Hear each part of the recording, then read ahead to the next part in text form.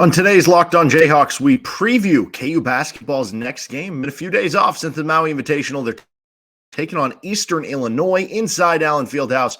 We're previewing the game in this episode of the show. You are Locked On Jayhawks, your daily podcast on the Kansas Jayhawks, part of the Locked On Podcast Network, your team every day.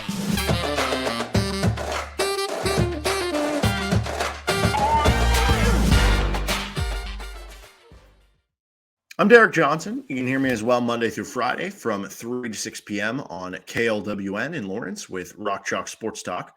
Thanks for making Locked On Jayhawks your first listen every day. You can find us anywhere you pod. You can also like and subscribe to us on our YouTube page. Thank you to the everydayers out there tuning in to each and every episode. On today's edition of Locked On Jayhawks, we're talking KU Eastern Illinois game preview for Tuesday night's game inside of Allen Fieldhouse. First, this episode of the show is brought to you by FanDuel. And make every moment more. Right now, new customers get $150 in bonus bets with any winning $5 moneyline bet. That's $150 if your team wins. Just visit FanDuel.com/lockedon to get started today. So this one at 7 o'clock between Kansas and Eastern Illinois. And pregame will start at 5:30 on KLWN and 105.9 KISS on the radio side of things. So 7 o'clock between the two teams inside Allen Fieldhouse. It's going to be a busy week inside, the Allen Fieldhouse surrounding areas with that. KU women's basketball, KU volleyball, hosting and everything. So as far as the top storylines coming into this game, Kansas coming back from Honolulu and the Maui Invitational after some, I guess you could say, mixed results. They went 2-1, 1-1 against the two Division I schools they played. How much time did they even have to practice, though, right? Like, how much time realistically did they even have between the Tennessee game and this game to, change things, to get better at certain things? Because you look at their last game happening Wednesday, so they probably take the rest of Wednesday off. I don't know if they flew back later in the day. Maybe they spent Thursday there for Thanksgiving, got a free day, and then maybe they head back Friday, right? And then maybe Thursday's an off day for Thanksgiving. Maybe Friday you're traveling back. Maybe Saturday you're giving them off because of, jet lag. Maybe you practice on Sunday, and then maybe you have like a walkthrough on Monday. So that might be like one practice, two practices in between. I don't know. It could be more than that. It could be less. But either way, like at max, it's like 3 practices, So that'll be kind of interesting. But when you look at this game, it's kind of a sandwich game in the standpoint of there's a good podcast called The Solid Verbal, and they talk about a letdown look-ahead sandwich, college football term, where you have the letdown of you just played a big opponent, whether you won or lost, you just played a big opponent. So the next week now it's like, this game doesn't feel as big. But you also have a look ahead where the next game you're playing is against another really good opponent. So you're kind of in the middle where you're emotionally maybe not fully there for the game you should be playing because you're either a combination of or one side too focused on what just happened or what's going ahead. So can Kansas get up for this game, right? Can you emotionally be there and play and execute like you should? Now, the good news for Kansas is based on your opponent here, even if you play a C game, you might win this by 20 or 30. It could be similar to Chaminade in a couple areas, but we'll get to that in a moment here with the Eastern Illinois scouting report before we get into our matchups of the game. Another storyline here is Kansas trying to continue to develop their 5 through 9 really in the rotation, right? That's the 5th starter plus the guys coming off the bench. So you're looking at Marco Jackson, Johnny Furphy, Jamari McDowell, 3-year freshman. You're looking for Nick Timberlake to continue to come along. Obviously, he got banged up and injured at one point last game, so that kind of becomes a sub storyline to this storyline. And that, is he going to be back? Is he going to be healthy, getting ready to go, right? Because it feels like Jamari McDowell made a big play, a power move last game in terms of maybe stealing some minutes away from some of those guys and getting more of an opportunity. Does that lead to Jamari McDowell starting? At the time of recording, this is before Bill Self's going to have his press conference on Monday, so maybe we find out who the starter is then. But yeah, I guess it wouldn't surprise you. It's been on Marco so far at the start of every game of the regular season, and maybe you don't want to mess with the confidence of a young freshman and you just want to keep him in there and keep him coming along. But Jamari McDowell closed the game. He played well over 20 minutes last game. It seems like he certainly grew the most in the Bill Self circle of trust, so to speak, over the Maui Invitational. By the way, KU has, if you look at college basketball analytics, 4 5-man lineups. So basically, just I don't know what 5-man lineups. Of course, it's a 5-man lineup. KU has 4 lineups that have played enough possessions to be qualified for like net rating. Which lineups are the best, right? Obviously, there's a million different lineups that KU has played, but maybe it's only played 5 possessions, or maybe it's only played 2 possessions, or 1 minute of play where it's not going to qualify. I don't know what the certain number needed to qualify in terms of number of possessions or whatever it is, but whatever it is, 4 of them have qualified. And I find it very interesting for the numbers here when you're trying to figure out who is going to be that 5th guy specifically, not just for who starts the game, but more importantly, who finishes the game for KU, as it was Jamari McDowell. So the Dajuan Harris lineup with it's all the same of the other 4 guys. Dajuan Harris, Kevin McCullar, KJ Adams, Hunter Dickinson, right? Those 4 consistent all through these 4 lineups. Those 4 playing when they play with Jamari McDowell so far this year have a net rating of plus 44.1. You might be wondering, what is net rating? Well, here I am to describe it for you. So offensive rating is your points per 100 possessions when that lineup is out on the floor. So theoretically, if you play 10 possessions and you score 15 points, okay, you extrapolate that out to 100 possessions. That way it gets rid of, biases for tempo, teams who run slow, teams who run fast, right? And you get kind of equaled out. And they would be a 150 O rating, which would be unbelievably good, okay? So that would be O rating. D rating is the same idea, defensive rating, just with the defense side. How many points per 100 possessions are you allowing, So if you give up 8 points in 10 possessions, it'd be an 80 D rating, right? And then net rating is just O rating minus D rating, okay? Some of these stats sometimes can sound really crazy, but sometimes they're a lot simpler than you think. So plus 44.1, which is an excellent number to be at. That ranks very high up. It's in the top 15th percentile in the country in terms of a lineup. So when McDowell's out there with the 4 regular other, big pillars, I guess, of the KU lineup, plus 44.1. When it's Johnny Furphy as the fifth player with Dajuan Harris, KJ, Kevin McCullar, and Hunter Dickinson, it's plus 43.9 on the net rating. So very close, only 0.2 apart from Jamari McDowell. And again, this is still a small enough sample size through just a handful of games of the season. That number drops a bit with the Elmarko Jackson lineup, but still overall good. With Elmarko Jackson in there, with Dajuan, Kevin, KJ, and Hunter, it's plus 28.1. So you do see a drop-off from where Furphy and McDowell have been. Then again, small sample. Maybe they just had a good run in a couple games, and, is it real? Is it fluky? Whatever, right? But it is very glaring, the drop-off to the next one. The lineup with Dajuan, Kevin, KJ, and Hunter, and Nick Timberlake is a minus 21.6. So on average, over 100 possessions, they're getting outscored by 21 or 22 points. That is pretty glaring. So these are certainly numbers that I'm going to keep an eye on. And the more sample size we get, the more, real and proof that those will kind of be. The other top storyline, can Kansas get the offense kind of back in gear? Right now, they're actually ranked 27th offensively on KenPom. And they've actually shot extremely well. We've talked about this. They've been dominant inside the paint. They've, even despite not shooting well from 3 over the last week, week plus with the Kentucky game, they're still shooting on aggregate for the season really well from 3. So why is the offense dropping so far down from where it was a preseason top 10 offense? Way too many turnovers, lack of offensive rebounds. So you're giving up possessions, you're not getting any back, and you're missing too many free throws. Those are why. As far as the Eastern Illinois scouting report, they are 3-4 on the season, but 2 of those 3 wins are to non-Division I schools. They're ranked 346th in the country among 362 teams on KenPom. The notable games for them, either to, opponents that you would more recognize or better opponents or wins or whatever. They lost at Illinois 80-52. They also lost at Loyola Chicago 89-65. And their 3 wins, like I said, 2 non-D1 schools in Monmouth, Illinois, and Eureka, which was their most recent game. And then they beat Coppin State 48-46. That was a barn burner. Coppin State's ranked 361st in KenPom. Now, they play slow, so maybe, like, you look at the Illinois game, you're like, 80-52. That's a blowout. But the way you're describing this team, I was thinking they were going to lose by 50 or 60. They play slow, so losing 80-52 with a slow tempo is more like losing 100-60 in a more middle or faster tempo. They turn it over a lot. They don't shoot well inside the arc, but they don't really take many threes. They've been average at 3-point shooting. They don't get really steals to this point in time. They foul too much, and they struggle with interior defense. Outside of that, how was the play, Mrs. Lincoln? No, but they're at least decent in offensive and defensive rebounding. So they are a good rebounding team, and they shoot free throws well, but it's kind of been pretty dark so far for this team this year. As far as how the roster comes together for them, they play a ton of bench minutes. They play a lot of different players they're going to be rotating in.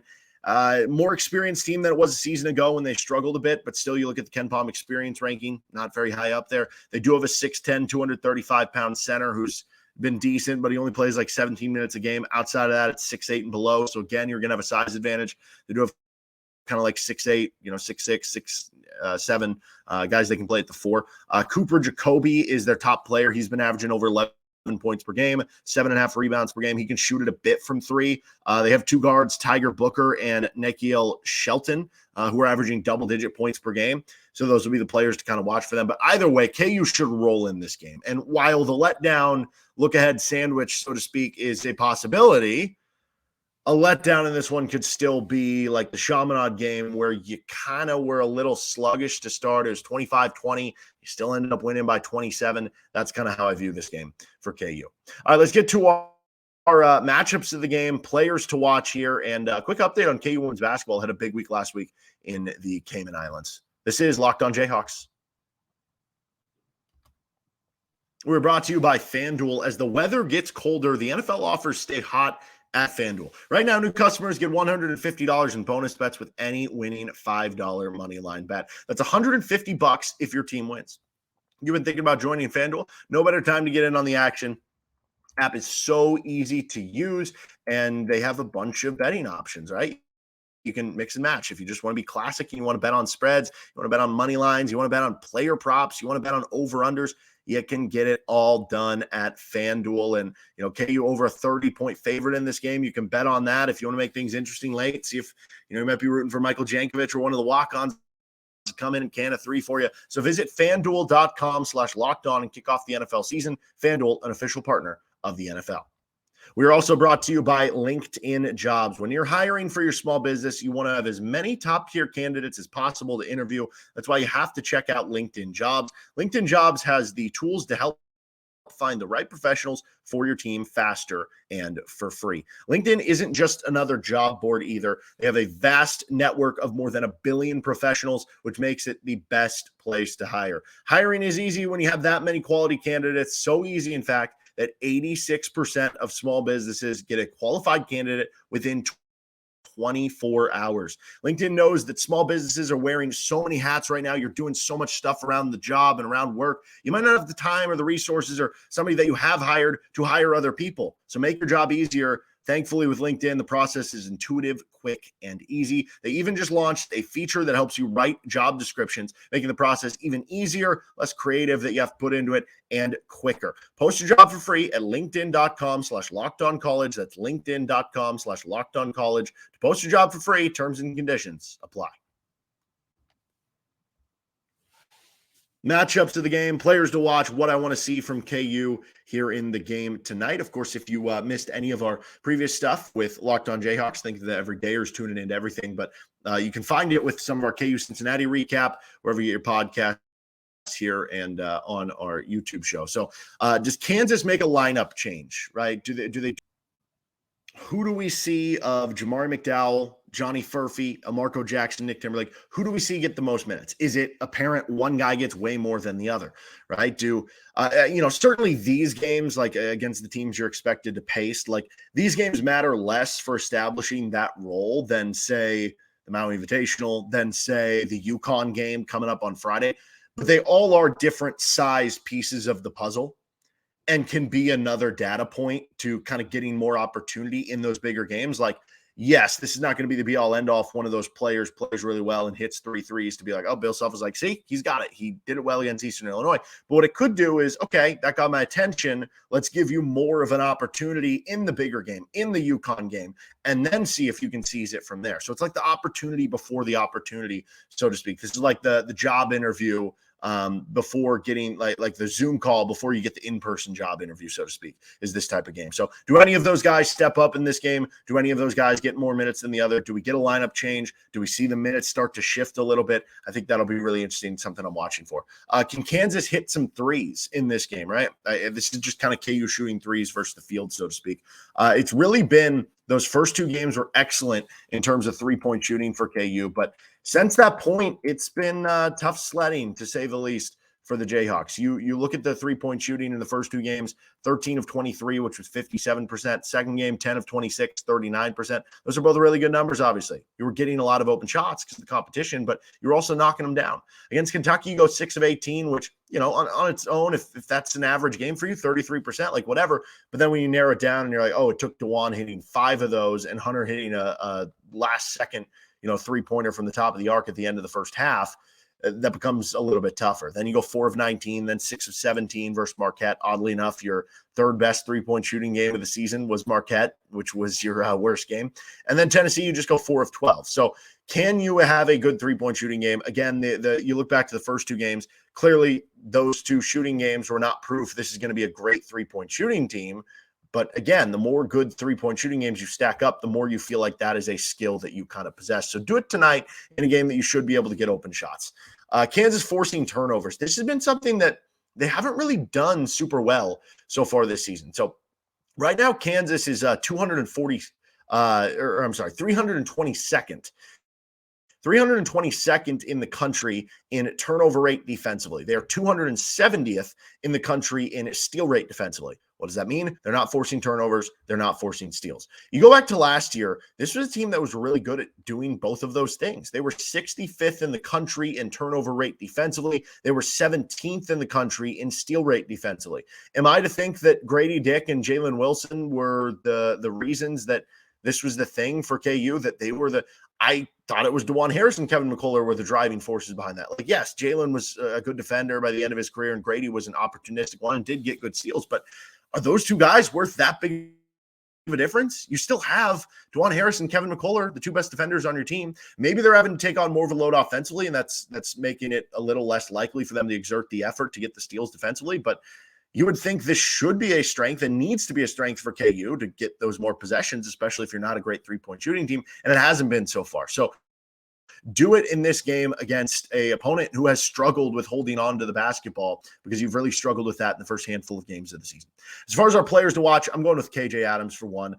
He was really good in the Tennessee game, but I think he's going to get a huge cheer and support from the fan base. Obviously, everybody knows the story with, if you still haven't checked it out, the CJ Moore Athletic article and his mom and how instrumental she has been in his basketball career. And that's been, and I think a lot of the fans know that they're going to let him be very welcomed in this game. So I want to see that. I think that itself is cool, but also I think he can have a good game.